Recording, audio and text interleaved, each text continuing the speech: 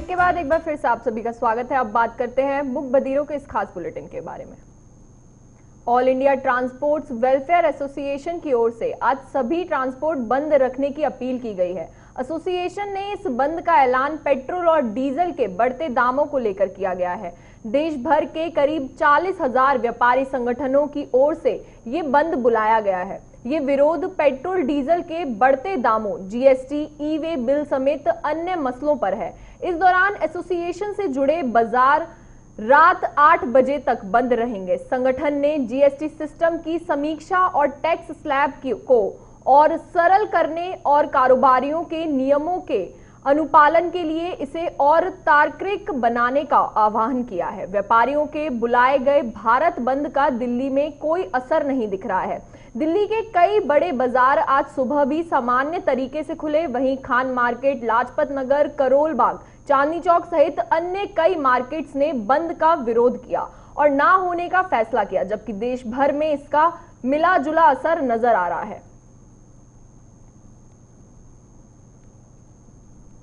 चुनाव की बात करें तो पश्चिम बंगाल, तमिलनाडु, असम, पुडुचेरी और केरल विधानसभा चुनाव की तारीखों का आज ऐलान हो सकता है। दरअसल चुनाव आयोग ने दिल्ली स्थित विज्ञान भवन में आज शाम 4:30 बजे प्रेस कॉन्फ्रेंस बुलाई है। माना जा रहा है कि इस प्रेस कॉन्फ्रेंस में 4 राज्यों और 1 केंद्र शासित प्रदेश में चुनाव तारीखों का ऐलान हो सकता है। चुनाव आयोग ने सूत्रों के मुताबिक पश्चिम बंगाल में 6 से 8 चरण में चुनाव हो सकते हैं, जबकि असम में 3 चरणों में मतदान हो सकता है। इसके अलावा 5 राज्यों की मतगणना एक ही दिन होगी। 1 मई से पहले विधानसभा गठन की प्रक्रिया पूरी कर ली जाएगी। दरअसल 4 मई से बोर्ड की परीक्षाएं शुरू होने जा रही हैं। इसी को देखते हुए चुनाव आयोग ने 5 राज्यों में 1 मई से पहले चुनाव कार्यक्रम संपन्न कराने का प्लान बनाया है।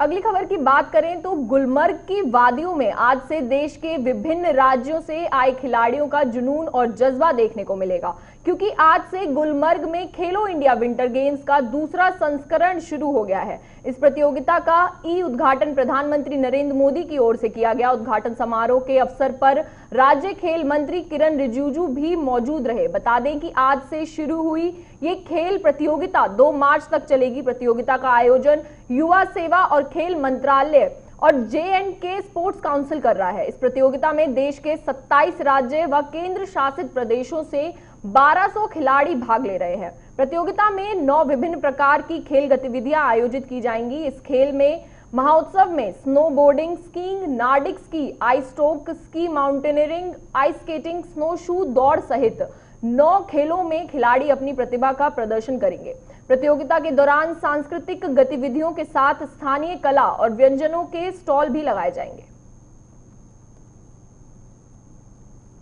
अगली खबर की बात करें तो मुंबई में बिजनेसमैन मुकेश अंबानी के घर के बाहर बीते दिन मिली संदिग्ध कार से जुड़े मामले की जांच की जा रही है। क्राइम ब्रांच और एटीएफ इस मामले को खंगोलने में जुटे हुए हैं। इस बीच गाड़ी से जो चिट्ठी बरामद की गई थी उससे बड़ा खुलासा हुआ है। संदिग्ध गाड़ी में मिली चिट्ठी में कहा गया है कि ये तो सिर्फ एक ट्रेलर है, नीता भाभी, मुकेश भैया, ये तो सिर्फ एक झलक है। अगली बार सामान पूरा होकर तुम्हारे पास आएगा और पूरा इंतजाम हो गया है। मुंबई क्राइम ब्रांच की कुल 10 टीमें इस मामले की जांच में जुटी हुई हैं। इस मामले में अभी तक 5 संदिग्धों पर नजर रखी जा रही है। साथ ही अंटेलिया के आसपास की सीसीटीवी फुटेज को भी खंगोला जा रहा है। सूत्रों के मुताबिक इस गतिविधि को अंजाम देने के लिए लंबे वक्त से प्लानिंग की जा रही है।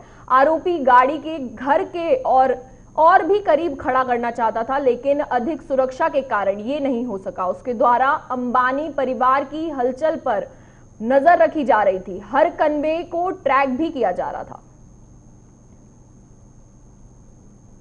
बालाकोट की बात करें तो दिन मंगलवार 26 फरवरी 2019 रात के करीब 3 बजे थे, जब आईएएफ के 12 Mirage 2000 fighter jet line of control पार कर पाकिस्तान की सीमा में दाखिल हुए और बालाकोट स्थित जैश ए मोहम्मद के आतंकी ठिकानों को ध्वस्त कर दिया।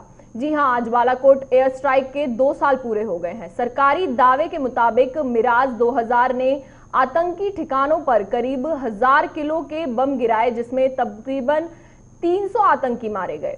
पाकिस्तान को भारत की इस कार्रवाई की भनक तक नहीं लगी थी। पाकिस्तान ने घटना के बाद अपने पूरे एयर स्पेस को नो फ्लाई जोन घोषित कर दिया था और कई महीनों तक घटनास्थल पर किसी को नहीं जाने दिया था। बता दें कि भारत की तरफ से पाकिस्तान पर यह हमला 12 दिन पहले पुलवामा में किए गए आतंकी हमले का बदला लेने के लिए किया गया था। दरअसल 14 फरवरी 2019 को आतंकियों ने देश के सुरक्षा कर्मियों पर कायराना हमला किया था। इस हमले में 40 सीआरपीएफ जवान शहीद हो गए थे और कई अन्य गंभीर रूप से घायल भी हो गए थे। कोरोना की बात करें तो देश में कोरोना वायरस मामलों में अचानक से उछाल देखा गया है। पिछले 2 दिनों से कोरोना वायरस के 16,000 से ज्यादा मामले दर्ज किए गए हैं। केंद्रीय स्वास्थ्य मंत्रालय की ओर से जारी ताजा आंकड़ों के मुताबिक देश में पिछले 24 घंटे में 16,577 नए मामले सामने आए हैं, जबकि 120 मरीजों ने इस खतरनाक वायरस के आगे अपना दम भी तोड़ दिया है। 16,577 दैनिक मामलों के साथ अब देश में संक्रमितों का आंकड़ा 1,10,63,491 हो गया है।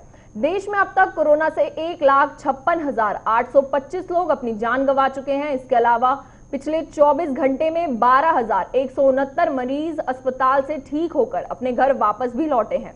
पिछले 24 घंटे में दैनिक संक्रमित मामलों से ज्यादा दैनिक सक्रिय मामलों का आंकड़ा है। बता दें कि 16 जनवरी से शुरू हुए टीकाकरण अभियान के तहत अब तक देश में 1,34,72,643 लोगों को कोरोना वायरस का टीका भी लगाया जा चुका है। तो चलिए फिलहाल के लिए इतना ही। देश और दुनिया की तमाम खबरों के लिए बने रहे हमारे साथ। नमस्कार।